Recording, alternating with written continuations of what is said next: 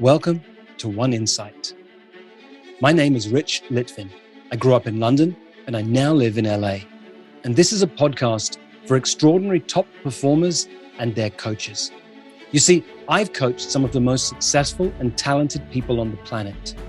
I can see what most people cannot see, and I dare to say what most people wouldn't dare to say. And what I know about success is that on the other side of it, it can be incredibly lonely. You can feel more of an imposter the more successful you become. And when you're the most interesting person in the room, you're actually in the wrong room. Clients who are more successful, more intelligent, and wealthier than you need your support more than they know and more than you can imagine. I coach around insight. Life looks one way, something happens, and the world looks different, and your entire world changes. It can happen in an instant. And this podcast is called One Insight because a single insight can change everything. In today's episode, I'm coaching Dr. Sylvia Road Libar. She's a high-level coach and a consultant to C-suite executives. And she spent over 30 years working in the corporate world in international finance. And she just presented a new model of power and leadership to the Harvard Women's Alumni Group. So this is a powerhouse woman I'm going to spend time with. And Sylvia's been a private client of mine, a protege, and a member of 4PC for several years. So there's a level of deep trust in us. And today I'm going to bring you in midway through this conversation. At the beginning, we were talking deeply about the work she does in the world, why she's committed to making this difference, who the people she's making a difference for are. And whilst that's really powerful and of value, I wanted to illustrate something particular to you today. So I've taken that out from this conversation, because I want to illustrate a process that will allow you to talk about what you do with such power and impact that people will be lining up to work with you. As I take Sylvia through this process, let me guide you through it too.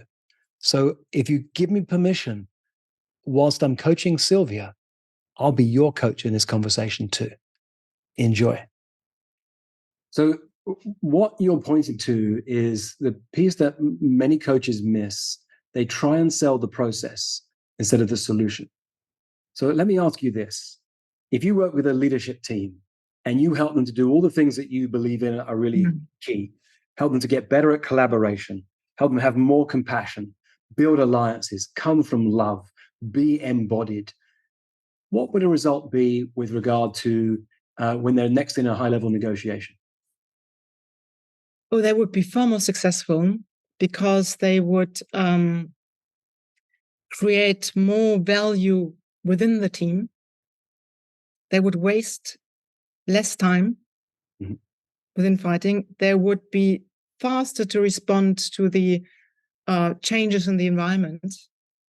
And they would speak with one voice. Mm-hmm. Nice.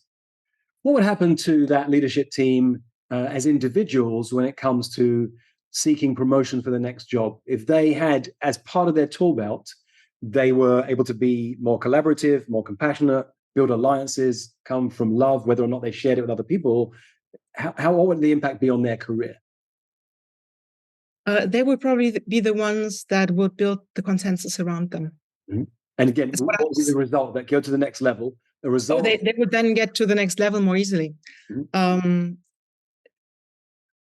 They might meet people who would want to compete with them, fight them, and like get ahead of them.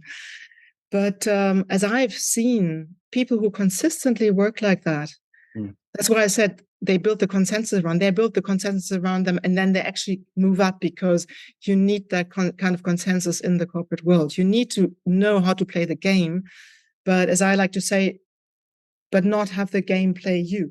So you still work with your values, and in this way that you bring in other people, that you create the trust, that you make them want to follow you. Mm-hmm. So we talked about the impact on negotiation, talked about the impact on promotion. What about the impact when you're sitting in the boardroom talking to your board of directors and you need to communicate a new mission with power and clarity. If you were able to be values-based, collaborative, compassionate, built alliances, and came from this sense of love, whether or not you told anybody any of this, what would be the impact every time you sit in that boardroom? I think there are two things there. What I've observed in my corporate years, one is that to succeed in the boardroom, you also need your other colleagues there. You're never alone. You have the other colleagues who support you or talk together with you towards the board. The other thing is that the board, they're also people. Mm-hmm. So if you also have compassion and love and curiosity for the interests, like the ways of thinking of the people on the board, mm-hmm.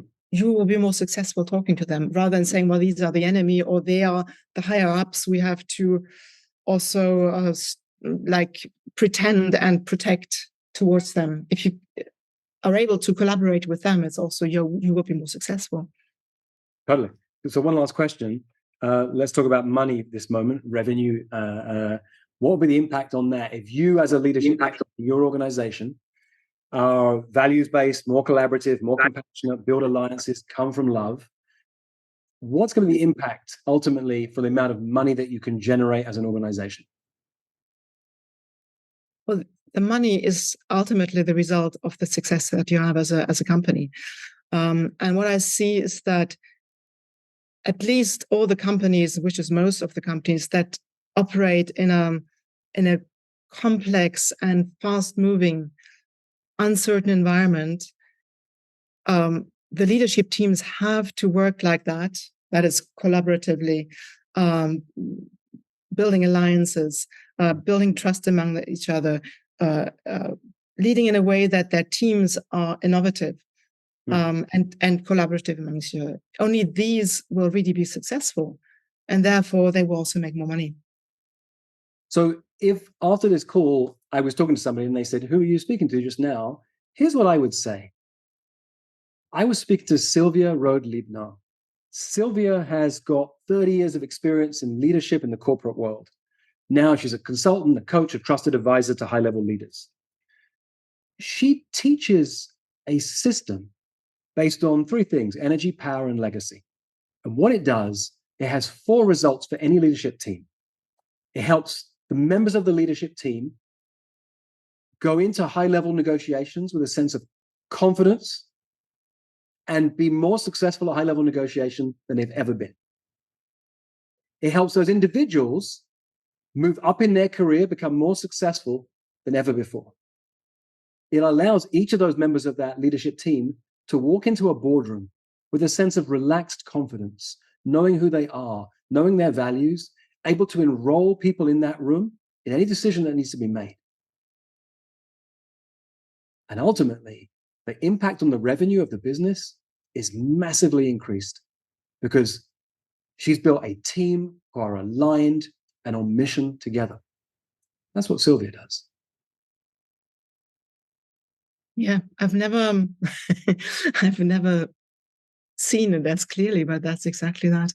It's the result of the work. Yeah. So what I love is your yes then was like, oh yeah, absolutely, of course, that's exactly what I do. And what I just showed you had to do is to sell the result, not the process. Yeah. Who cares that at some point you're going to be dancing or singing? If you told them in advance what's that got to do with what I have, it doesn't matter. You're not selling that. They don't care if you're going to sprinkle fairy dust on them. They just care, like, if you can help me get promoted, be more successful at negotiation, walk into the boardroom with confidence and generate massive revenue, I'm in. And so some of these things, when they walk into today's workshop, hey, in a moment, we're going to do something that's going to get you incredibly uncomfortable. I'll tell you what it is in a moment, but here's why we're going to do it.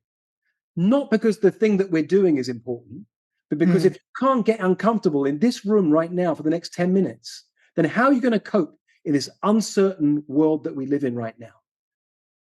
So here, let me tell you, right now we're going to dance. Right now we're going to sing. Right now we're going to do some yoga type exercises. And you might be thinking, why the hell am I doing this, Sylvia? This is why. If you are in massive resistance to doing this, it's because you don't like feeling uncomfortable. I don't care if you like this. You don't have to do this ever again in your life. But what you have to do is to practice being vulnerable, taking a risk, being uncomfortable, because that is on its way every single day in this uncertain future that we live in. And you feel the power I have to bring as I say that, because what I'm trying to do is anticipate their resistance and show them, I don't care if you like dancing. You're not doing it to dance. I'm not teaching you to be a dancer. I'm teaching you to get uncomfortable and take risks, because that's what you need to do in your life if you want to have better promotions, quicker promotions, make more revenue, be able to walk into the boardroom and negotiate with confidence. That's why we're doing this. Feel the energy I have to channel as I'm saying that?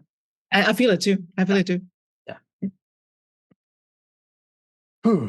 I have to really have that energy to bring it across. And I do it deliberately because I know in the corporate world that the resistance is going to come in that moment. And that's why I'm anticipating it. Like, I don't care if you like this or not. I'm not doing it for this exercise. I'm doing it for your future. Now they're like, okay, wow, who is this woman? I'm in. Yeah. Thank you.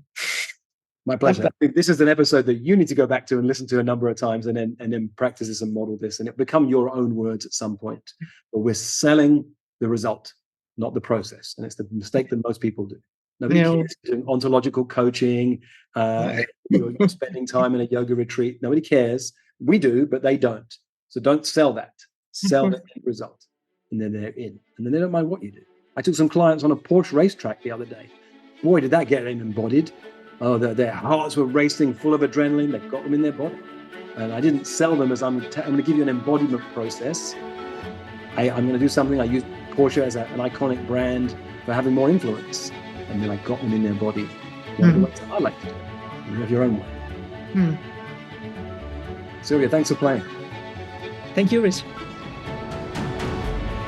For most of human history, it wasn't called coaching. It was called leadership. And it's what I love to do, to coach people, to lead people, and to mess with people's thinking. If you'd like more of this, or if you'd like to learn more about our community of extraordinary top performers, go to richlitvin.com/oneinsight.